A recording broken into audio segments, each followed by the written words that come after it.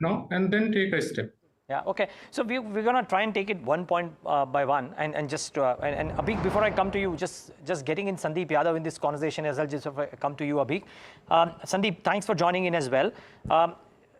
Just wondering, amongst other things, he kind of went ahead and did two things, right? Everybody was wondering whether the RBI will look at the uppish GDP growth numbers and pay credence to that, or will look at GVA.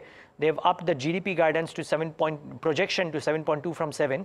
But they've also said that while Q2 inflation may come off, it might be seasonal and it may reverse in Q3 as well, and therefore need monitoring. So last policy, when they gave out this Q2 number, a lot of people were thinking, could there be a rate decision in Q2 because of the lower inflation?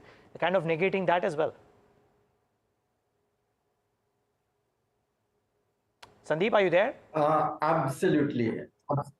Yes, I am. Am I audible? Yes, loud and clear. Please go ahead. So absolutely. I mean, what you say is absolutely right over there. But I'm very happy that Abhik answered the question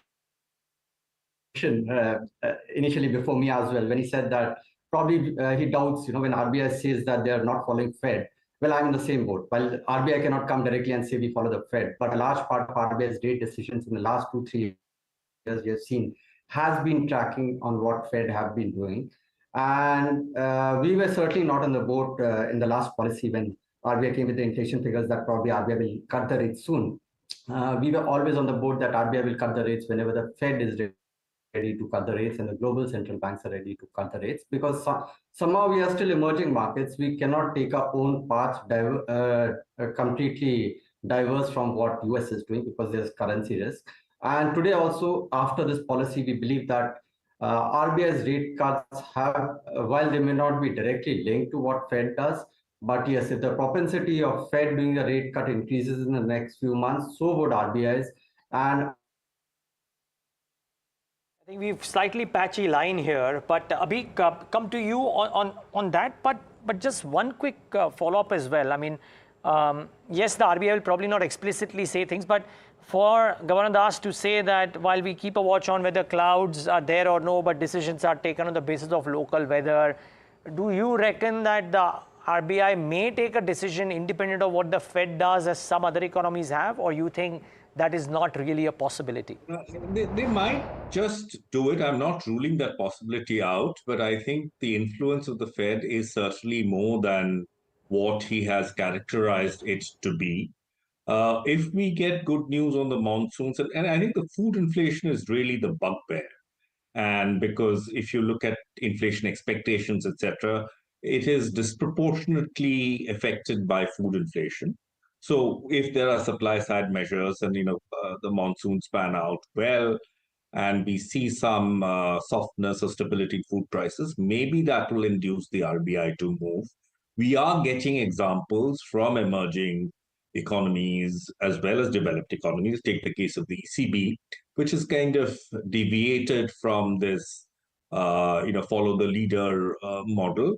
So that is possible, but I think you have to bring in this dimension of the RBI's kind of enormous emphasis on currency stability, and that as a sort of a virtue and a badge of honor that they like to project. And so if that becomes central to your objectives, then I think there is a natural tendency to align with the Fed, because if you are chasing a stable rupee, I mean, you just need to ensure that the carry doesn't go against you.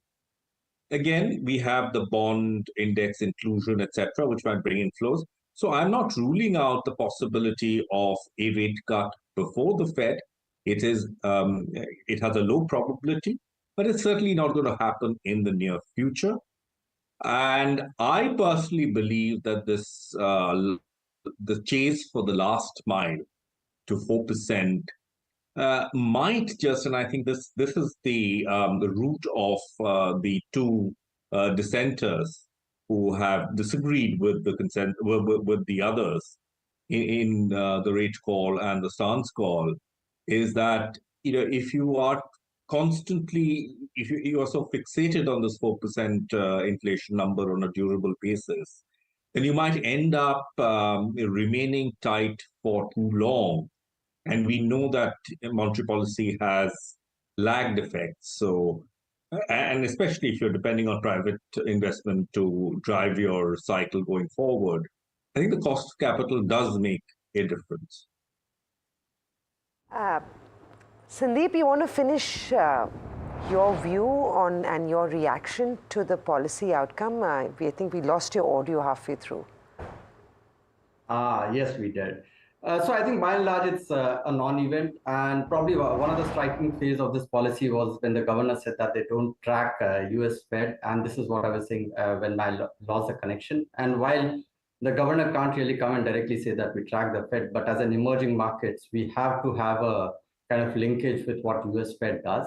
And we believe when the rate cuts happen, they will quite likely be in a similar zone as when Fed starts cutting the rate, just like when the rate hikes happened, they happened quite in cohesion with when Fed was hiking the rates. Having said that, on the markets front, I don't think the markets are really hanging on to RBI rate cuts right now. The other things, the fiscal policy is in the play when it comes to the longer end duration play. So I believe it's a non-event. It doesn't change anything. The yields still seem like coming lower, and RBI's rate cuts will most probably come quite similar at the same times when Fed's rate cut come. And probably one second thing that stands out is when RBI governor mentioned that they try to maintain the overnight rate close to the repo rate, which is quite surprising because the governor mentioned that in the policy somewhere they have shown the data, because the data that we see is that overnight rate has been quite volatile and it's not being close to the repo rate. So a couple of interesting points where RBI governor has diverged from their usual monetary policy statements, and probably a little bit of justification of how they have seen markets probably giving feedback to them. And looking at that, it will be interesting to see read the whole monetary policy data points that RBI shows in the MPC detailed note. Right. Sandeep, that was a good point that you made, but we'll of course just get a quick view on the debt market outlook as well from Alok and Abhi. Alok, you want to come in on this one? Abhi also mentioned that there has been a liquidity squeeze. In fact, last month the liquidity deficit increased to 2.32 lakh crore rupees due to, of course, reduced government spending, outflows related to goods GST payment as well. Are you disappointed that there were no comments made on that? So I think he must have looked at the very recent data, I mean, last fortnight or last 15 days, where the liquidity has eased slightly. I mean, we believe that it will again go back to deficit because we had a surplus of around 1 lakh crore. It dipped down to 30,000. Today it is almost 45,000 crores. So this variability is there, and we also believe that a lot of funds are locked up with government, so they have to come in. So probably that's where RBI looks at it, looks at a durable liquidity measure, what they call it, where the money is available, but it's not flowing into the system, especially into the banking space per se. And if you observe the last quarter, which was especially stressful, the stress was with the banking space only. So we banks were facing some tightness in liquidity. The CD rates went up, the money market rates went up. So I mean, we have been asking for some measures, and the OMOs that came in probably were a step to address that, where banks could sell their short-term securities and convert them into liquid funds, liquidity basically. But the surprising part was that they were not fully subscribed by the RBI. So there could be some assessment of them, of the rates or the amount or something. But having said that, some clarity on this is warranted, and we expect that they'll take steps. I mean, the steps are there. Suppose the OMOs that were announced were they fully subscribed, we would have seen a very different scenario by now. But there must be some calculation which does not allow them to subscribe it fully or say buy out all the securities. So probably we'll have to wait. But it's not that RBI is not taking steps; they are taking steps. But friction within the banking space on the short-term liquidity remains. That's also Okay. that. Okay. A follow-up to Alok and then a follow-up to Abhik. And now we'll make this quick, coming to the end of this conversation as well. But Alok, to you, in multiple speeches in the past, the Reserve Bank of India may have said that some MFIs are charging more than what was there. The interest rates are probably higher than what was anticipated. A lot of small minority investor or deposit holder friendly conversation in a policy speech. I haven't heard this before.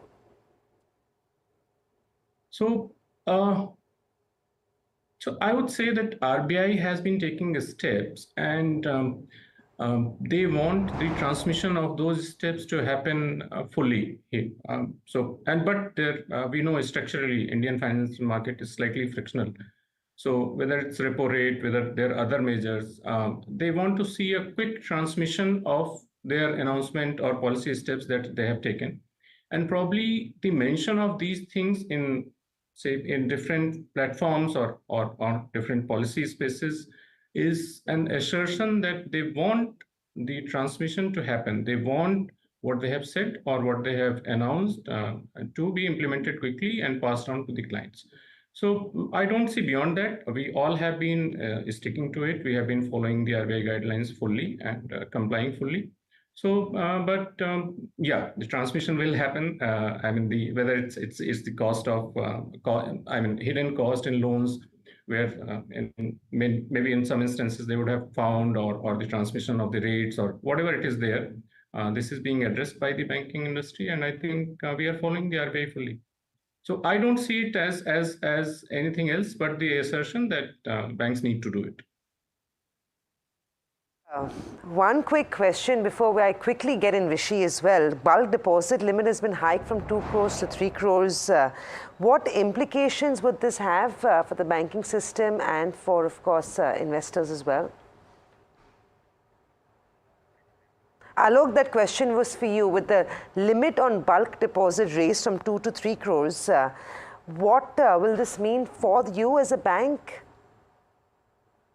So, I think bulk deposits for us as a bank are a good means to raise quick liquidity because the rates are negotiable and you're talking to the clients and raising it quickly. But it depends from, particularly we don't depend too much on bulk deposits. We try to put it to the board approved limits, and it will differ from bank to bank.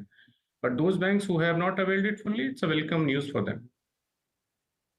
Now, I know Vishy has questions for Abhik. So Abhik just requests you to stay on. Sandeep requests you to stay on as well. But let me go across to Vishy for what else has he picked up. And then Vishy, you can take it forward with Abhik, Alok, as well as Sandeep Yadav. But first, your first thoughts, very quickly. Right, Neeraj, first thoughts, well, as expected, the policy did maintain course, what they have been doing for the last 8 policies, hold the repo rate at 6.5% and keep the stance unchanged as withdrawal accommodation. What is interesting is that the cracks are starting to appear in the unanimous decision-making process. Now only 4 out of the 6 members are voting in favor of maintaining this. We know from the statement that Professor Jayant Verma as well as Ashima Goel have both voted to cut down the repo rate by about 25 basis points and also look at changing the stance of the monetary policy. So that's the interesting bit. But the other interesting bit for me with the RBI governor specifying that we are not a follow the Fed central bank and that we have worked towards establishing ourselves as a model central bank for the global south. So that bit of specification by the Reserve Bank governor to separate themselves from what advanced economies might be doing and ensuring that the EME voice and the global south voice is unanimous in its own decision making and that its decision making is dependent on local conditions. Neeraj. Yeah, Vishy, so I know you have a question for Abhik and Sandeep. I just wanted to sound you off that this has been addressed by them. And now over to you for whatever else you may want to ask, because there are a lot of other things that he's mentioned as well. But yeah, all 3 guests are with us. All right.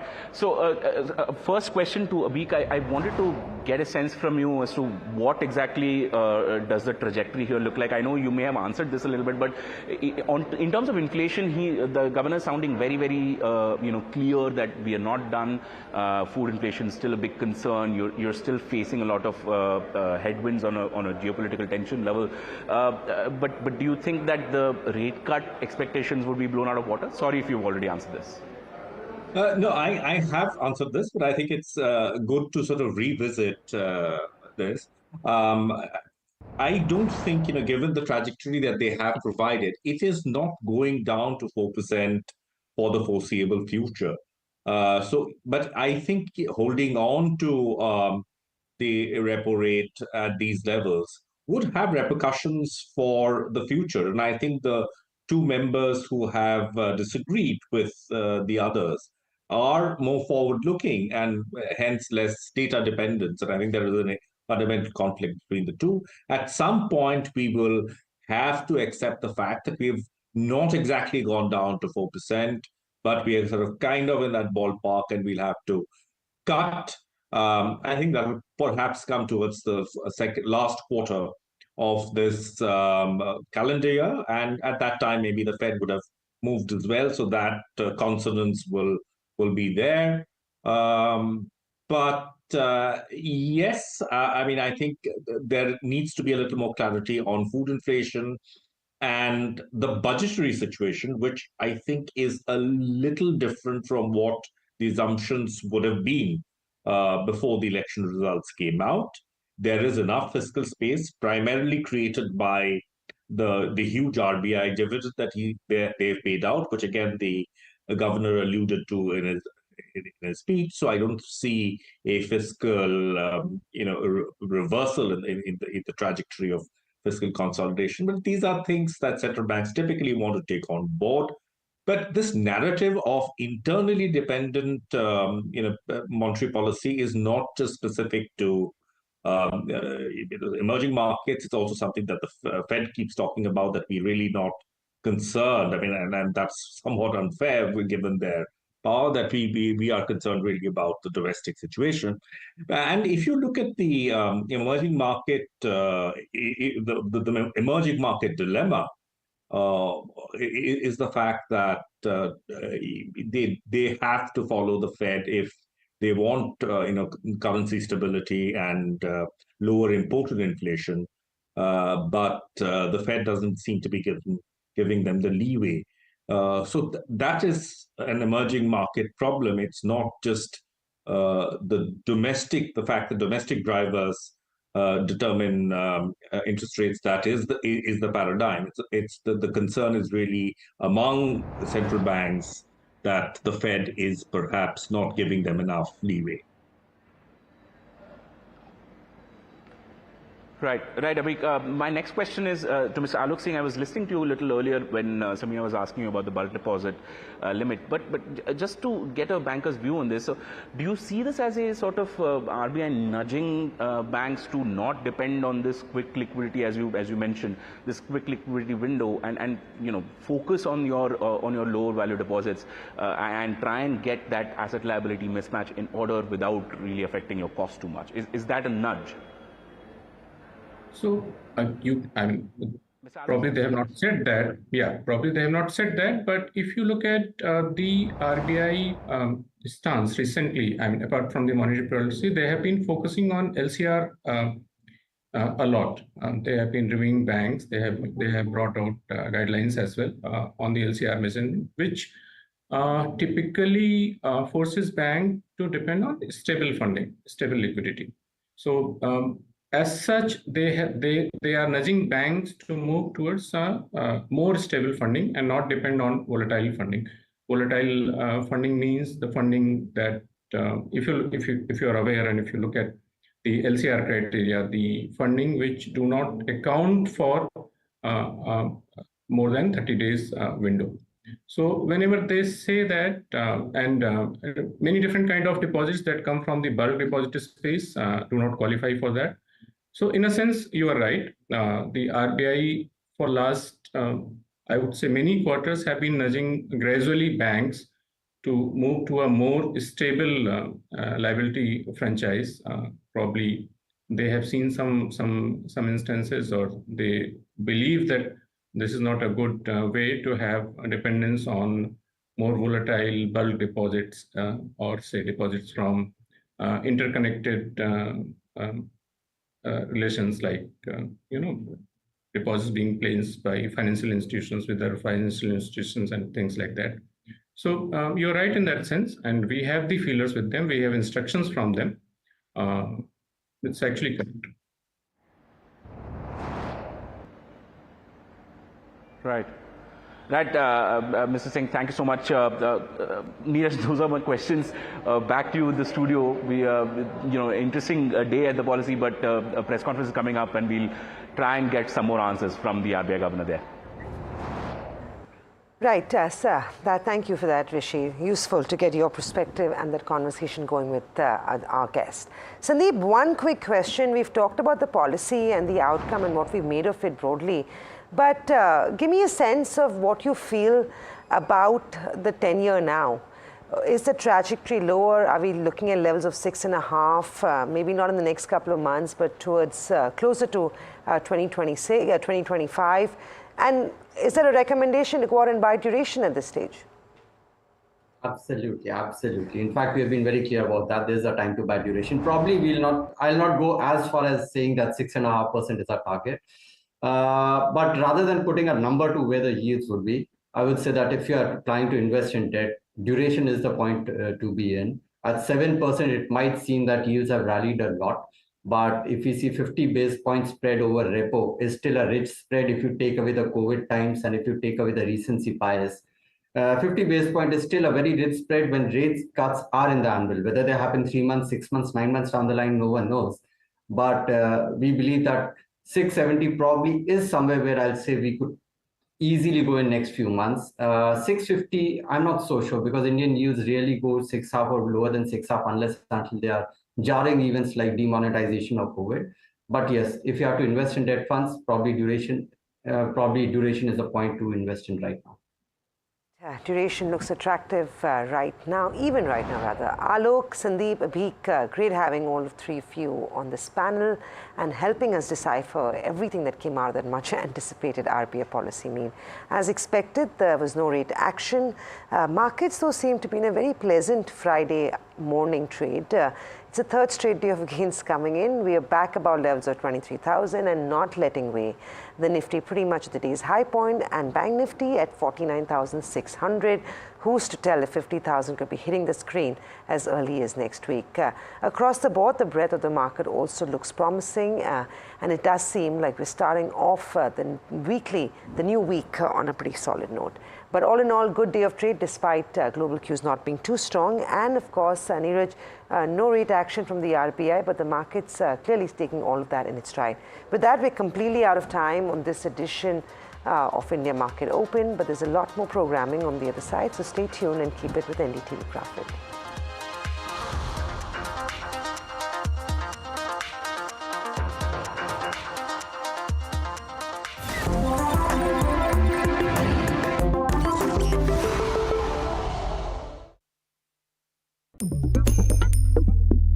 Different people believe in different things. In cricket, some hail the king, some believe in God. Some wait for Mr. Right, some believe in swiping right. Some run away from risk, others run after it. For some, kids mean babies. For others, kids mean puppies. Some want a home to settle in the future. Some want to roam the world today. Some make a career in a company. Some make a career out of building companies. But when it comes to money, everybody believes in only one thing: profit, profit, profit. And for profit, watch only NDTV Profit. We all love money. Headlines you start your day with. What matters worldwide is now in the palm of your hands. Get ready to seize the day and maximize your financial potential. Stay ahead of the curve with all you need to know on NDTV Profit.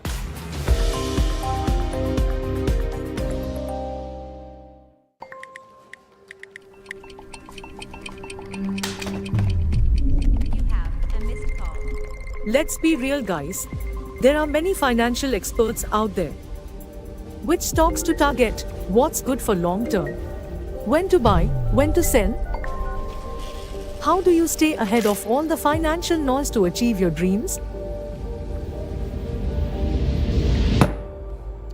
You can accomplish all your financial dreams. Let us worry about giving you the right investing insights on the Portfolio Manager.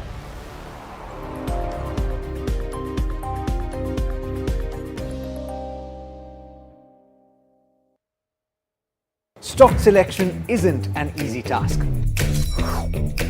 And neither is choosing the right moment to sell Whether it's a doubt about a short-term trade, or a long-term investment all you have to do is ask Profit.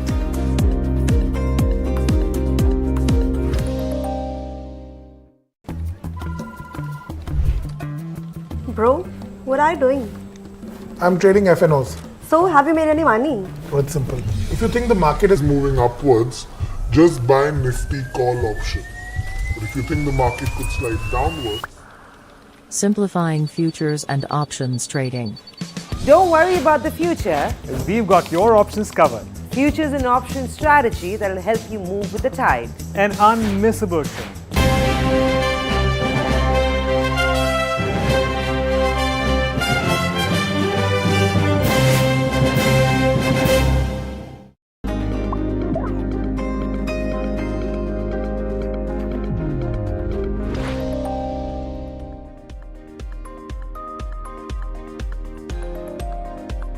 Welcome, you're watching the Small and Mid Cap Show. I am Mahima Vajrajani. Well, before we move on to our managements that we're going to speak to today, let's take a quick check on how the markets are panning out to be. Well, the Nifty did touch the 23,000 mark today, but it's above 23,000 mark right now as we speak. It's up and above in trade around 1%, trading in a range of around 250 points. Nifty Bank, we have to take Nifty Bank into consideration today after the RBI policy. The RBI interest rate remains unchanged, and FY 24 to 25 GDP growth is projected at 7.2%.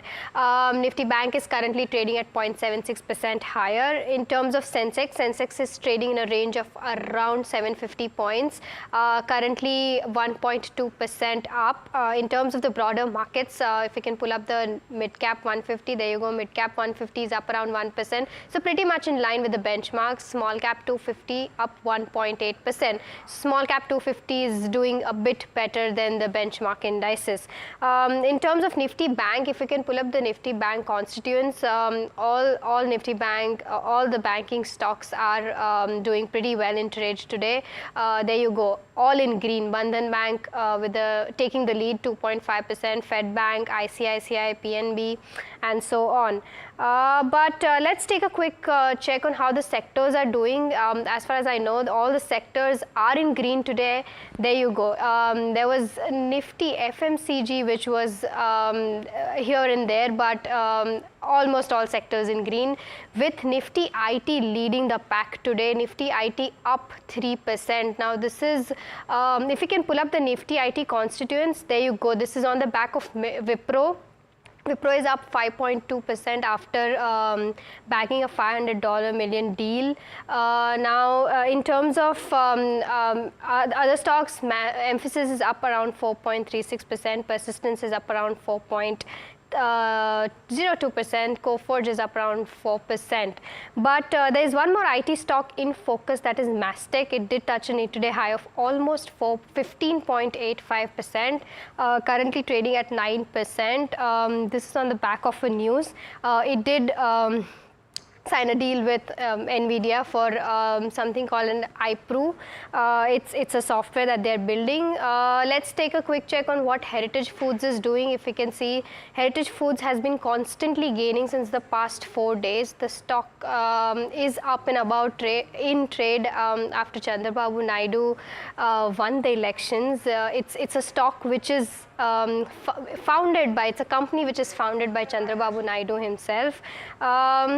There you go, it's up 10% in trade today also. If you can pull up the chart, well, the chart of the past 1 week for Heritage Food, you'll see that the stock has been skyrocketing literally. But let's take a quick check on what Interglobe Aviation is doing. Well, Kotak Institutional has raised its target price for Interglobe Aviation with an upside of 32%. The target price is 5,700. But let's take a quick look on how the breadth of the market is doing.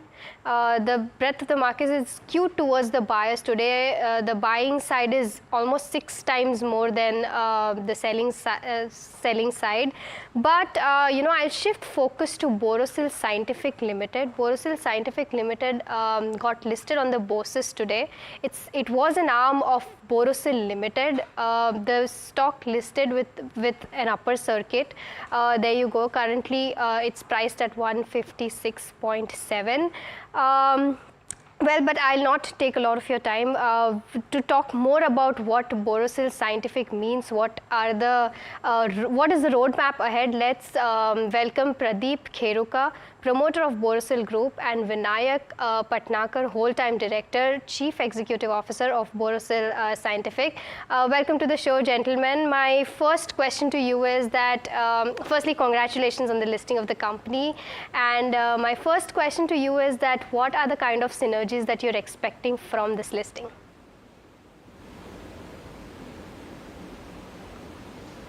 Thank you very much for having us on your show. I would say that we expect that this is going to bring a lot of focus on our scientific business. Borosil had originally started in 1962 as a scientific glassware company. We had added consumer goods to the fore, and later what happened was that consumer goods expanded very rapidly, and now with this with the creation of Borosil Scientific Limited, we expect that there will be a focused approach towards the enormously enlarged demand for scientific products in the country and also abroad. And we bring a very wide range of products and services for the benefit of consumers and for the scientific industry. I could ask Mr. Vinayak Patnakar, our whole-time director and CEO, to address this question. Yeah. Thank you very much, sir. Normally, scientific industry in India is growing rapidly. Our customer segments are pharmaceutical companies, the research institutes, the chemical industries, and what we have aligned today is a product vertical. We are into laboratory consumables, we are into laboratory instrumentation, we are into pharmaceutical primary packaging, and we are into process systems. So all these 4 verticals are aligned to what is happening in India today. So there is fundamentally Borosil Scientific business is a very strong business, and I've been witnessing this business for last 17 years, and we have a growth trajectory on the upward direction, and all the government reforms and all the government investments are encouraging us in these 4 verticals, and we see the demand of our range of products very high today in the market. Also, Borosil Scientific Limited will be a global company because the demand of our products are global demands, and people are looking today at made in India, and we also have a lot of business from the European and the American markets. So this makes us feel very strong, and today in the listing day, which is the day today, 7 June. Thank you. Understood. So, Mr. Vinayak, then I want to understand that, you said the demand for the products is very high. So, I want to understand one thing. How is the competition like? And when you say that you'll be catering to the global markets, I want to understand what share of your revenue will be the global markets versus the domestic markets? Yeah. Why I'm saying that we are globally present, because we started our export journey strongly 12 years back, and we have been witnessing a growth of around 17 to 18% year on year since last 10 years, and the made in India products are well accepted by the globe. So we participate in various scientific exhibitions throughout the world. There are a few exhibitions in Europe, a few exhibitions in Southeast Asia, and also in the American subcontinent. And we have seen now the Make in India and the lion, which is the symbol of Make in India, is appreciated. This was not the situation few years back, but people are appreciating Make in India, And today, Borosil Scientific products which are made in India, we have 4 manufacturing locations in India, are, I would say they are in comparison with the international quality. And the advantage what we get here is make in India, definitely the overheads are reasonable and we can really afford some good pricing to our customers and preserve the quality which is of international standards. And what we are looking at is around 20% of our business, from the whole business we close around 400 crores last financial years, is in the international markets. And we hope to bring this particular percentage in times to come to around 30. So this is in short what we offer and how the markets are looking. Understood. And so, Mr. Vinayak, one more question to you. You said you did 400 crores in FY24. So then what does FY25 look like? From that 400 crores, where do you go and where does the margin stand at? Yeah, this is a very important question, but I know you'll have to wait for the results because as on date we are governed by the BSE guidelines that we cannot speak about futuristic revenues in this day to day. Understood. Okay. So then I'll shift focus to the manufacturing part of it. Because Borosil Limited already has a lot of manufacturing capacity. How will that be divided? One thing, will you be doing a separate manufacturing altogether? And if yes, will you be doing capex in FY25? And what will that number be like, capex number? See, we have 4 manufacturing locations and every business vertical has its own manufacturing locations. For example, laboratory consumables and glassware are manufactured in our Bharuch plant. Laboratory instrumentation are manufactured in our Pune plant. And pharmaceutical primary packaging, ampoules and vials, they are manufactured in our Nasik plant. And the latest entrant in our business is process system and they are manufactured in Baroda. So all 4 verticals have their individual manufacturing locations, so they become a part of Borosil Scientific Limited. And if you ask me, we are equipped with all the modern technologies. All the new technologies which emerge in Europe, we study them and we bring them to India. There's a lot of automation which is involved in this, and a reasonable amount of capex also we do every year. All these figures will be in the public domain. For the last financial year, but for the futuristic things, you will have to wait and watch the results of Q1. Understood. Mr. Kheruka, my next question is to you. In terms of competition landscape, how is the competition panning out to be for, laboratory equipments and the glass packaging that you do?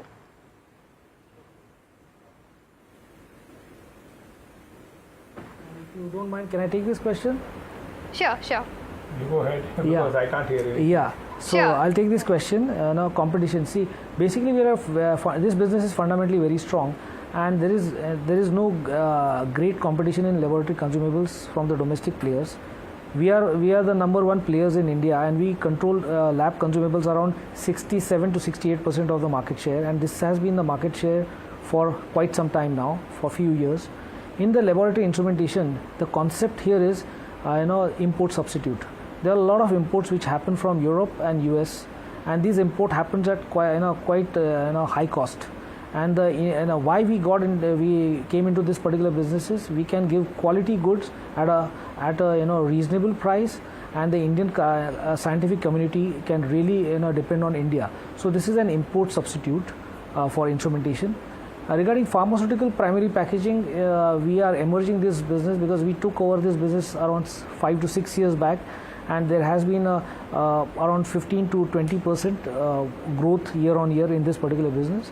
And the new business which you have taken, process system, it is quite technical because it is normally required for pharma R&D and chemical R&D. And as you see, in Government of India's initiative, there is a lot of spend on research and development, and we are catering to this particular industry in a big way. So all our 4 product verticals are geared up to help the scientific community, and I feel the coming 10 years are for India are going to be a real boon and blessing, and we are here to serve the Indian scientific community. Understood. Well, gentlemen, thank you so much for taking out time and speaking with us at NDTV Profit. I wish you all the best for your future endeavors and for the company. Thank you so much. Well, we'll shift focus to bulk deposit limit, which was hiked from 2 crore to 3 crore. Pragati joins us now to explain the same.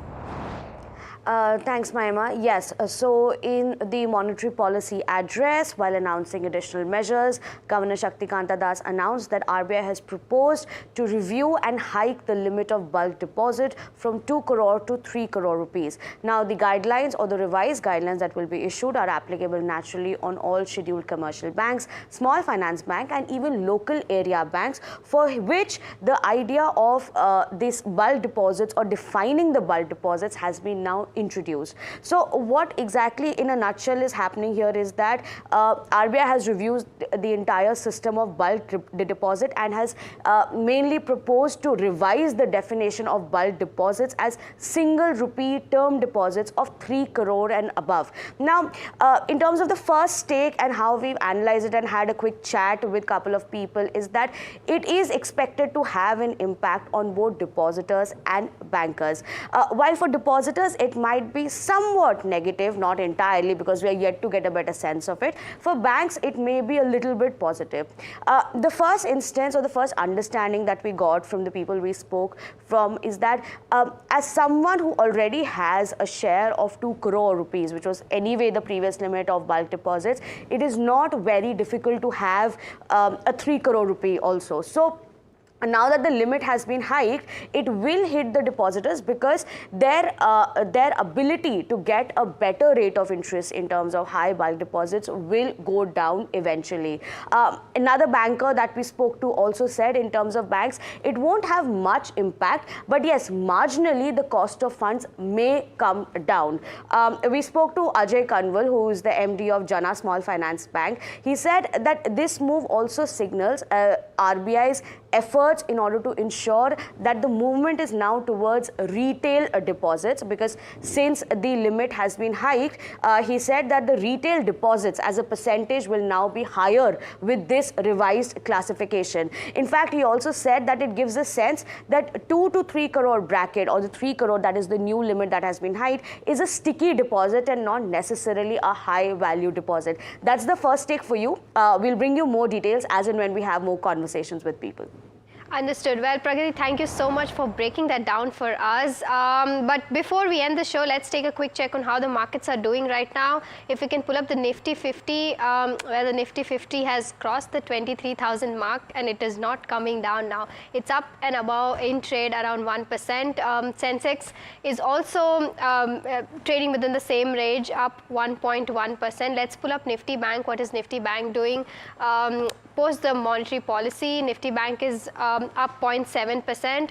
All constituents of the Nifty Bank in red. But if we can pull up the sectors quickly, Nifty IT stealing the show today as we spoke earlier. But Nifty Media, Nifty Realty, Nifty Pharma, all of these pockets are doing very well. We can pull up Nifty Realty contributors. A lot of stocks on the Nifty Realty are doing well today. There you go. Sobha is up 8%. Suntech is up 7%. Brigade Enterprises is up 5.8%. But it's interesting to note that there are only two stocks which are in red, which is Prestige and Phoenix Mill for the Nifty Realty. So Nifty Realty is now making a comeback from the kind of downfall it saw in the past 3 trading sessions. Let's take a quick look on what Nifty Media is also doing. What are the Nifty Media gainers, if you can pull up that. Nifty Media is up in trade today around roughly around 1%. There's Tips Industries, which is up around 5%. Saregama, which is up around 3.2%. Saregama has also been leading the pack in the past 2 to 3 trading sessions. And lastly, quickly the breadth of the market, again as we spoke earlier, 6 times more buying than the selling. There you go, 1772 advances and 290 decline. But with that, it's all that we have on the show for now. Stay tuned for more news and updates on NDTV Profit.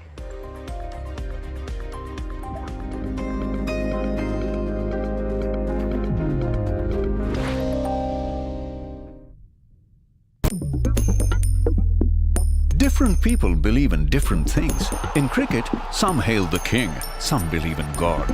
Some wait for Mr. Right, some believe in swiping right. Some run away from risk, Others run after it. For some, kids mean babies. For others, kids mean puppies. Some want a home to settle in the future. Some want to roam the world today. Some make a career in a company. Some make a career out of building companies. But when it comes to money, everybody believes in only one thing: profit, profit, profit. And for profit, watch only NDTV Profit. We all love money. Stock selection isn't an easy task. And neither is choosing the right moment to sell. Whether it's a doubt about a short-term trade Or a long-term investment. all you have to do Is ask Profit.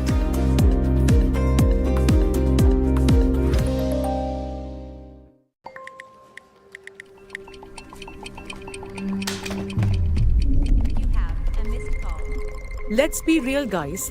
There are many financial experts out there. Which stocks to target? What's good for long term? When to buy? When to sell? How do you stay ahead of all the financial noise to achieve your dreams? You can accomplish all your financial dreams. Let us worry about giving you the right investing insights on the Portfolio Manager.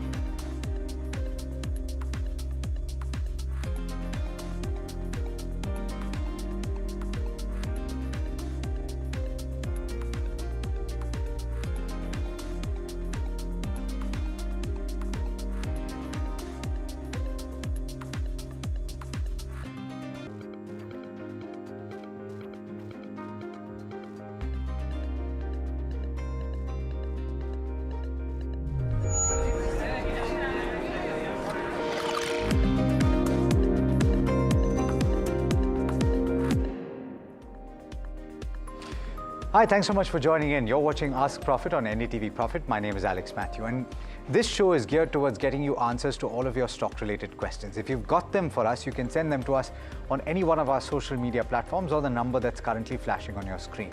All action is being driven by the Reserve Bank of India's monetary policy, and that was out just a short while back. A status quo being maintained, but very interestingly, the growth projection for FY25 has been raised to 7.2%, and that's quite significant.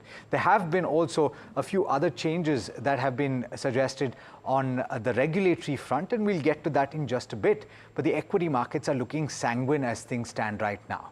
You have the Nifty 50 that's trading with gains of about 1% or so, and we're trading above the 23,000 mark, in fact at 23,055. We'll have to see if this continues to be the case towards the rest of the session.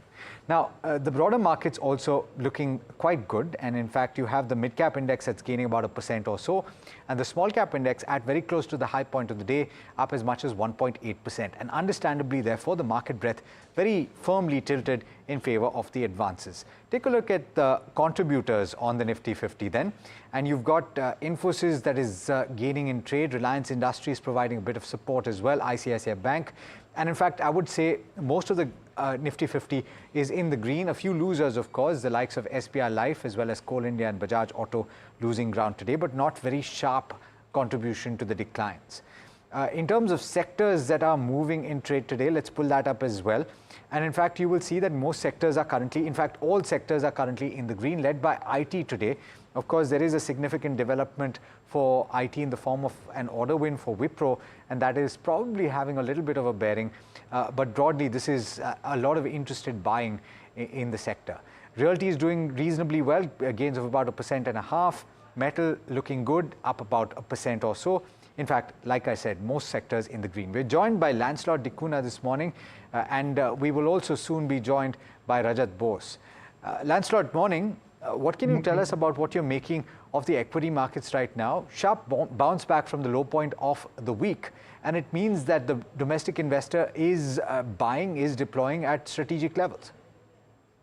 Yes, I think there is definitely a demand for equities even at these levels, because with the status quo continuing in the government, we are expecting that policies will continue to be similar, and all these policies are likely to drive growth higher.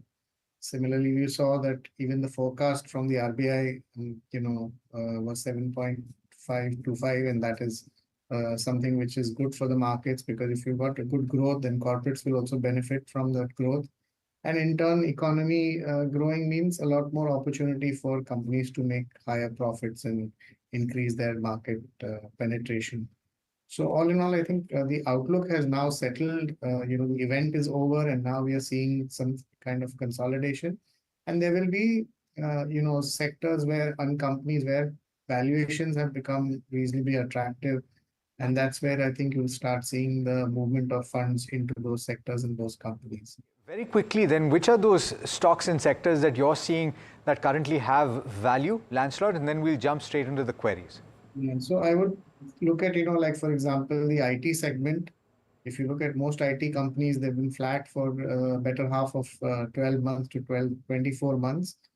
And there has been, while the quarterly results were a bit muted and the outlook was a little bit, difficult for the next quarter, but the longer term outlook, the second half of the current year would be much better for the IT companies, and you are beginning to see, some order wins driving growth, and that will translate into higher, let's say, demand for companies in a similar space. Similarly, I think the private sector banking, private sector NBFCs was an area, even life insurance companies was an area where the last 12 months or even last 2 years has been pretty tough for the space. And some of them were driven by their individual, companies' issues. Like you had Kotak Mahindra Bank having an issue on its own. You had HDFC Bank and the merger. So there is still value in those kind of, franchisees. They have been producing good results. They're growing. And with improvement expected in rural India, I think a lot of these will stand to benefit on the upside as well. So these are some of the companies that can be looked at being accumulated during the post-volatile period. Let's jump into the queries. I'm told that we're also joined by Rajat Bose. Rajat, thanks so much for taking the time, and good morning to you. I'm going to start with the first question. Shravya is asking the first question. She's joining in from Vijayawada, and she's asking about BHEL. Would you suggest that she can buy BHEL at this juncture? And she's also saying that she's holding IRFC. So she's wondering whether to hold on to that stock right now. Rajat.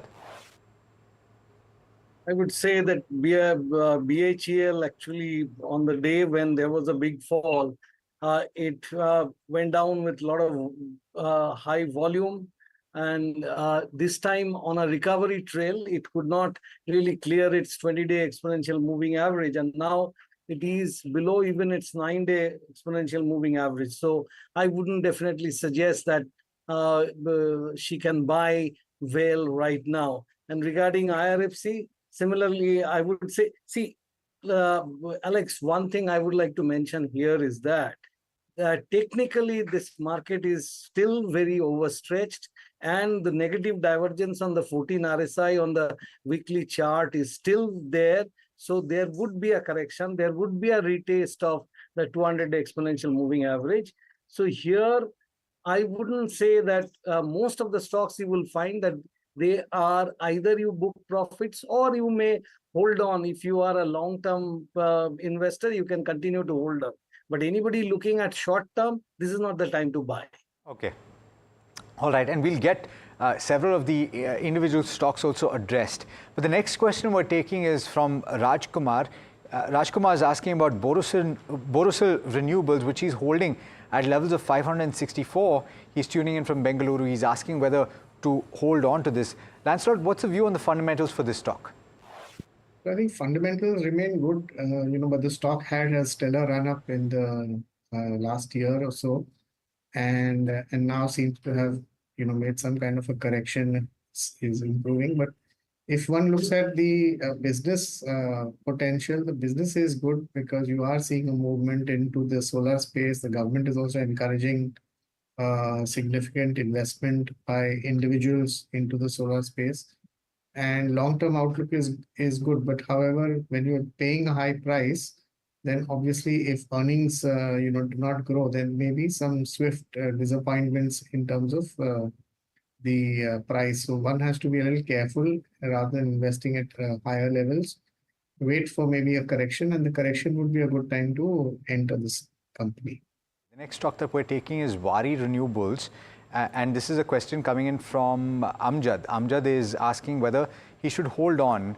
I'm just trying to pull up, where the stock is currently trading, and in fact, it is at 2,192 or thereabouts. He says that he's bought at higher levels.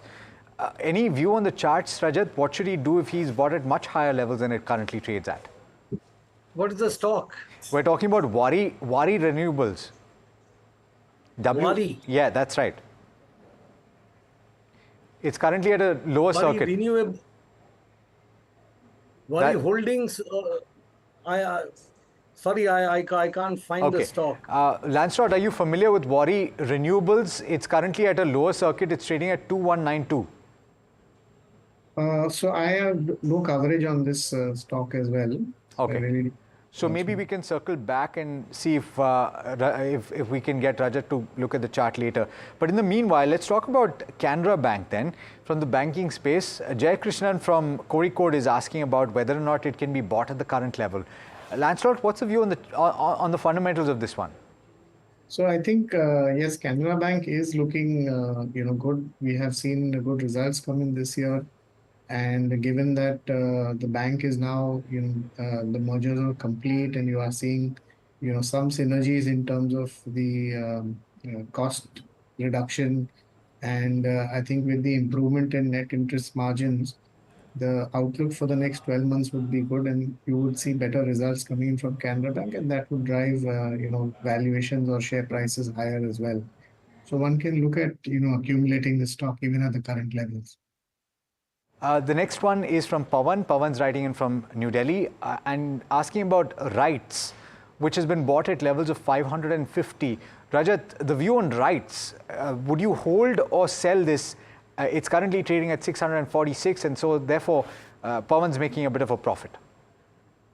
See, around 601, I think the 200-day exponential moving average is located. It is exactly 598.95. That is a little below the 600 level. This should be used as a stop loss, and one can continue to hold. But if one is holding, if one is already in some profits, part profits may be booked, because I don't think it will go much further up from here. But still, I would say that use a stop loss. Maybe a stretch stop loss would be 598. Otherwise, the stop loss should be below, say, 625. Okay. RCF is the next counter that we're talking about, Rashtriya Chemical Fertilizers. And it's currently trading at 153, up about 2% in trade. And we've got Prasad, who's bought at levels of 161. He hasn't specified a time frame. So, Lancelot, I'm coming to you on this one. Fertilizer stocks in general haven't had the best time of it over the last year or so. But would you hold on to this? No, I think if you're in profit, one should look at booking profits, because, fertilizers are extremely cyclical. Also, a lot of the, the pricing gets impacted based on government policy in terms of, assisting farmers, etc. So, you do see that there are periods when they announce good results, but then there are sort of cycles when you will find the company struggling. So in cyclical companies, always better to exit when the results are good, because that's the time when the valuations are at their peaks or even highest. So one should really look at booking profits and moving on. If you are very close to the price but you are in a bit of a loss, would you still say you should book, Lancelot? I would say then one can wait for the monsoon, because the period after the monsoon is when you would see improved results.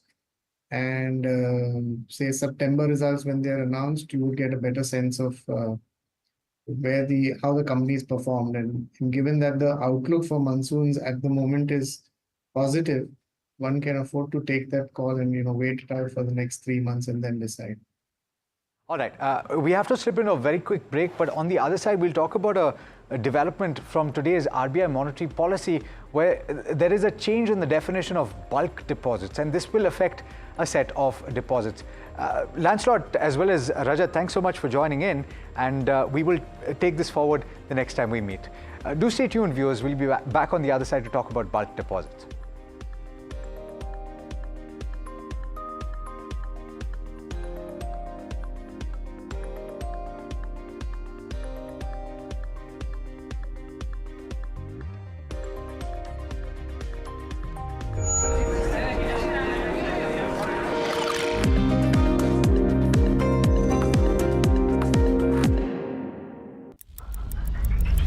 Headlines you start your day with.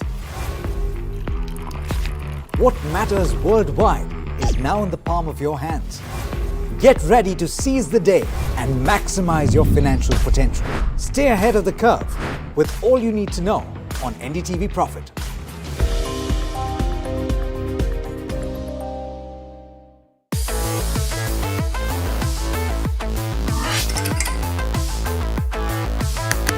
Listen to the voices of reason as they talk about corporate health and investing principles with me, Neeraj Shah, on my show, Talking Point.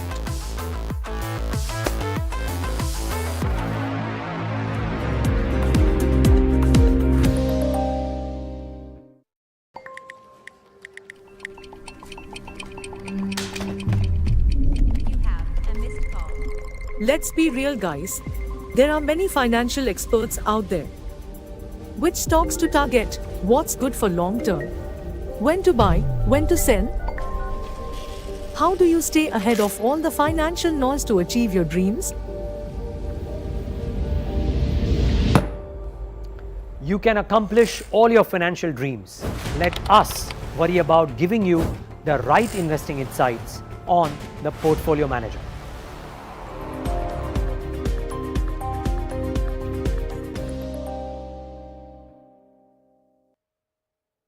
Stock selection isn't an easy task. And neither is choosing the right moment to sell. Whether it's a doubt about a short-term trade or a long-term investment, all you have to do is ask Profit.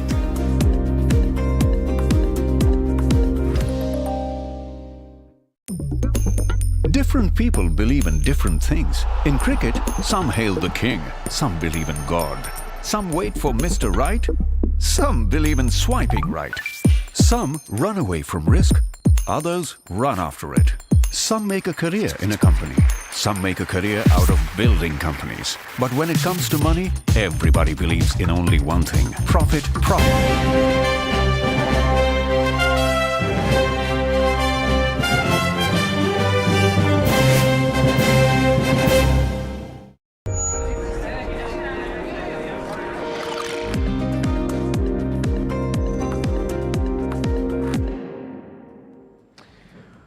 Welcome back. You're watching NDTV Profit, and it is time to address a significant change that was announced in the RBI monetary policy. Outside of monetary policy, it has to do with the definition of bulk deposits. The limit of bulk deposits has been hiked to 3 crore from 2 crore, and it is a significant development. So let's talk about what this means, not just for depositors, but also for banks. I'm joined now by Subrat Kumar, who's Executive Director at Bank of India, as well as Mohit Gang, the co-founder and Chief Executive Officer of Moneyfront. Subrat, thanks so much for joining in, and just help us understand what the size of bulk deposits or the quantum of bulk deposits currently stands at? Is this a very popular product? Good morning to you and all the members on the panel. Thing is that, yes, today it has been announced by the RBI that the threshold for the bulk deposit has been increased to 3 crore. So practically speaking, we are a Bank of India per se is one of the, kind of having very lower level kind of bulk deposit compared to industry peers. And this 3 crore thing is that it's like bulk deposits falling between 2 to 3 crore is very insignificant amount, I would say. So impact on the overall, which is roughly around 13.5% is there in case of Bank of India, bulk deposit as percentage of aggregate deposit. So that may not impact, impact will be very less for us. And as it is bulk deposit as a product for a bank is a product to manage the liability franchise on the bank side, and depending on the market condition, which includes liquidity position and the liquidity position of the bank as well as in the system, bank resorts to bulk deposit. So there are other options also. Bank weighs the pros and cons before tapping this particular window. So like the other product is certificate of deposit also there, interbank market. So that also we can tap. So it's a product which is available to the bank. It is not like a retail deposit which is there with the customer. So that is a basic difference. So this is what I could say at this point in time. Just trying to understand a couple of things. What is the profile of depositors that choose bulk deposits? That's one. And two, what is the tenor usually? What is the average tenor of these bulk deposits? So the profile is like that. Mostly it is a... Sorry, I think I've lost your audio. Yeah. Am I audible? Can you hear me? Yeah, I can hear you. Am I audible? Okay, I think I'm unable to hear it. So can you please repeat what you're saying? Yeah. Am I audible now? Am I audible now? Yeah. So my point is that this bulk deposit basically the most of the depositors are corporate entities and government institutions mostly, right? And average profile, it varies from bank to bank because it is up to the bank asset liability management section.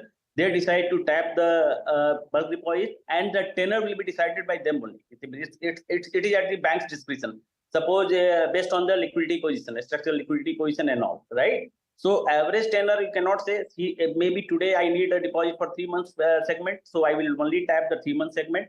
And in case I need for 1 year or 6 months, so based on the liquidity structure of that particular bank, the maturity is decided. Tenor is decided. Okay, and sorry, I couldn't hear that last bit. So what is the kind of profile of depositor? I told you that mostly they are either corporate entities or government institutions. Understood. Okay. So very few. So from that perspective, not too much of an impact. Would it be right to assume then that broadly you would see a reduction in the cost of deposits for the bank? So that's what I said in the beginning. See, we have to maintain, normally banks maintain a trade-off, which is the least expensive source of funding in case there is liquidity issue or there's some liquidity tightening in the situation, which is the least expensive sourcing proposition. So if bulk deposit, some banks may give better rate, if they want to take, and if bank is not very much interested in bulk deposit, then they may quote the rate which is at par with the certificate deposit rates prevailing in the market. So that's why it's not a specific rate which every bank quotes. So it depends on the liquidity profile of that particular bank. Okay, fair point. It's also been communicated to me that there are high net worth individuals and ultra high net worth individuals that park money in bulk deposits. So to that end, Mohit, I'm just curious what these individuals would do. We were speaking earlier and you were pointing out that these individuals are unlikely to shift just because of the convenience of it. Look, I think, bulk deposit do offer a strong bit of convenience if you're parking money and if you're very uncertain about the tenor of your money, right? I think people typically tend to just park it with the bank in form of bulk deposits. My sense is raising the limit from 2 to 3 might not deter